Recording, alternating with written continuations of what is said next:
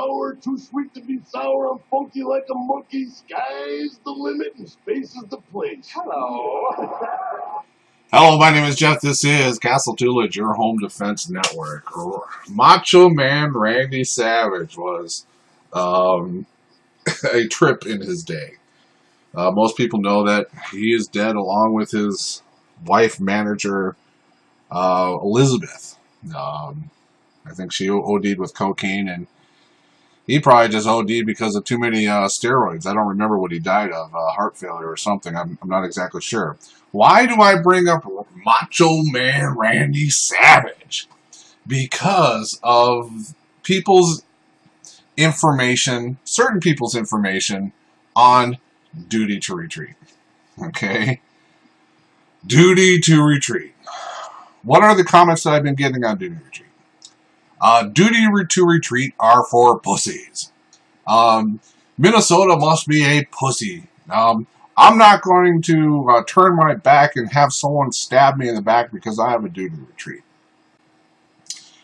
They have a very disturbed view of what exactly duty to retreat is. They have a cartoon character image of themselves as Macho Man Randy Savage.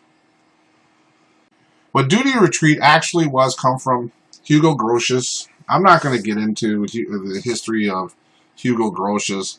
I will bring up his Wikipedia site right here. Hugo Grotius wrote a long time ago about a duty to retreat, and he basically married it with a social responsibility of duty to retreat. That if it is completely safe to do so, you should retreat. That is just a polite society getting it on, okay? That's exactly what duty to retreat has. Over time, it has become perverted by people that pervert things. And who are they? It is your federal, state, and local governments. It is the prosecutors who are using duty to retreat as a political tool to hang good people. And why am I saying that? Because we all talk about innocence, imminence, proportionality, avoidance, and reasonableness, okay?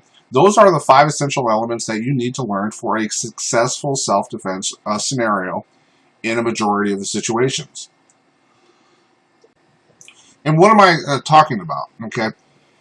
What the prosecutors have basically done is all they have to do is disprove one of those 5 elements, and you no longer have a self-declared defense of self-defense. All they have to do is punch one hole in innocence, imminence, proportionality, avoidance, and reasonableness, and you go to jail for a very long time. Now, innocence. It's going to be very easy to prove that you are the innocent party. Imminence. It's going to be very easy to prove that you were in immediate threat of death or great bodily harm right now. Proportionality. It's going to be fairly easy to determine if you used enough force to stop the threat. We'll go over avoidance later. Reasonableness. It's going to be fairly evident if you are going to pass the reasonable person standard. So what does the prosecutor go after? Duty to retreat. Okay. So some of you guys are thinking, duty to retreat. I'm in a standing ground state. I really don't have to learn duty to retreat. I would wholly disagree with you. I think a duty to retreat is the optimum ideal if it is completely safe to do so. The standard line in learning a duty to retreat is that if some guy was coming after you and you were retreating a little bit, okay, and you were coming up on a busy highway, what duty to retreat is basically saying it's not going to force you to get into a worse position than what you were before, like going into a busy highway and possibly getting hit by a car. That's what basically completely safe to do so really means when it comes to duty to retreat. Now, many of the people who are listening to me on this video, who are my subscribers, are generally going to recognize the fact that a reasonable person is going to leave the area rather than to pull his gun and fire because of a Macho Man Randy Savage point of view, a cartoon character point of view on what stand your ground and duty to retreat actually are. Now, you can retreat, but it can be a tactical retreat. And that's kind of the weed stuff. To get into a better tactical position, you can't really classify that as duty to retreat, but it's probably going to be a wise thing. Now, a reasonable thinking kind of person who watches my videos on a consistent basis is going to say, yes, technically and ethically, if it is completely safe to do so, I'm going to remove myself from the situation because firing that gun is going to be a greater hassle than any other thing, especially if you can get away. Now, my classic example is that you were in a car accident, okay? And the person rear-ended you. And his car was, stopped 200 yards away, and you found a safe place to pull over. And you see this guy getting out of the car. He has, I'm going to exaggerate it, a 12-foot machete. He's swinging it around. Hey, you son of a beehive! You biscuit eater! Once I get close to you, I'm going to cut your head to smithereens! Macho Man Randy Savage would do what? He would put his hands on his hips, stand there, maybe point at the guy, maybe give him the finger to come on down and finish the deal.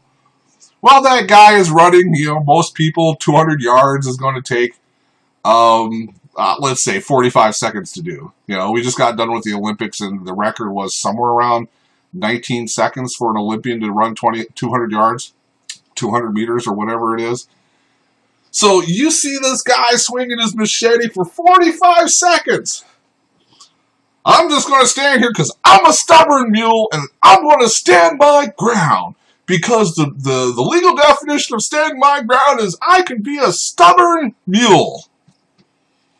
And all you had to do is press a button and a 10-foot steel cage goes all around you. And all you had to do was press a button. That's a duty to retreat. Okay? All you had to do really in actuality is get into your car that still runs and leave. Alright? That's basically what duty to retreat. I think anyone can reasonably tell me that in that scenario, a duty to retreat isn't going to hurt your macho image of a man. It's not going to make your PP smaller. And that's all that duty to retreat is. Okay? Now let's get back to the prosecutor. What the prosecutor is going to do is try to do this. He's going to go after you to prove a negative. Okay? How do you prove a negative? It's easier to prove God exists than God doesn't exist.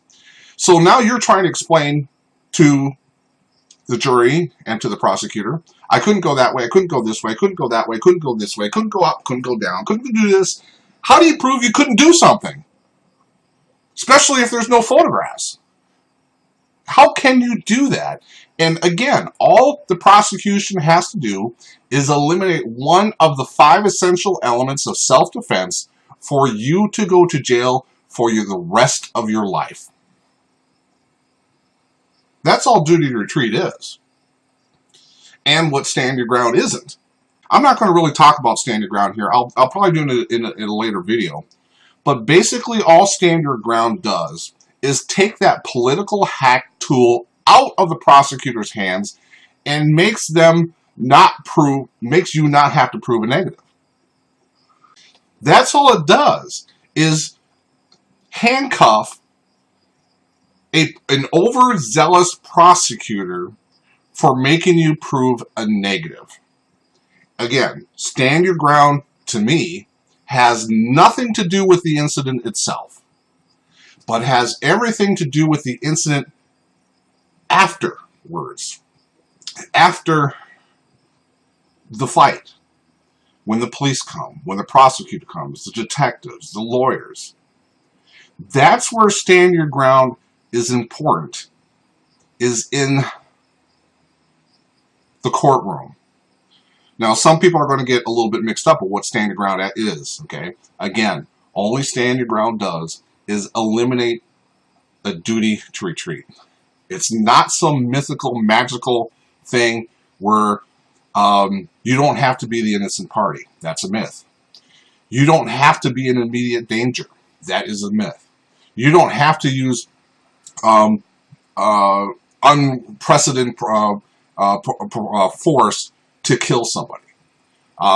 Case in point, some people actually believe that you can use a grenade launcher during a knife attack, and because of staying your ground, you're going to be safe from that. Okay, the next one is avoidance. You're not going to do that, okay, because of staying your ground actually says you don't need to do that. Reasonableness. There's a lot of videos, there's a lot of articles saying out there that white people can kill black people simply because of a racist fear. This is a myth. The law recognizes that if you have a racist point of view, that alone does not make you reasonable, subjectively or objectively reasonable. So it fails on all cylinders. In closing, duty to retreat is a good idea. It should be taken at every point, every time. You know, I had this up here, I might as well show it to you a little bit. Stand your ground. I want to go to the controversy, if I remember right. Eric Holder criticized stand your ground laws as senselessly expanding the concept of self-defense, souring dangerous conflicts in the neighborhoods. Completely false.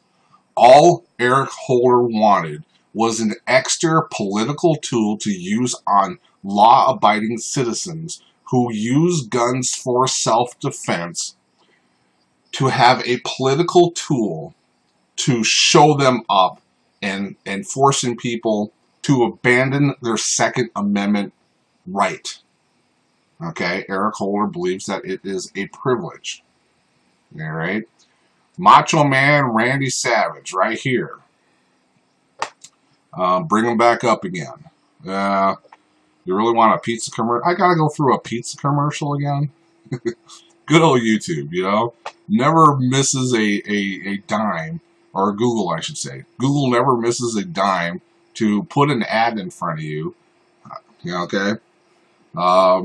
This guy right here, Macho Man Randy Savage. Great character. Great character for being a wrestler in the 1980s, okay? Macho Man Randy Savage.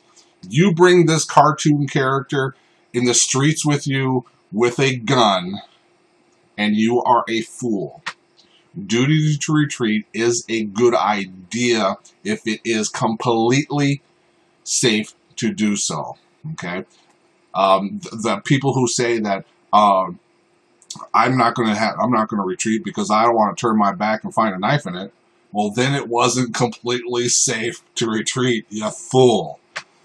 My name is Jeff. This is Castle Duelers, your home defense network. I hope this helped.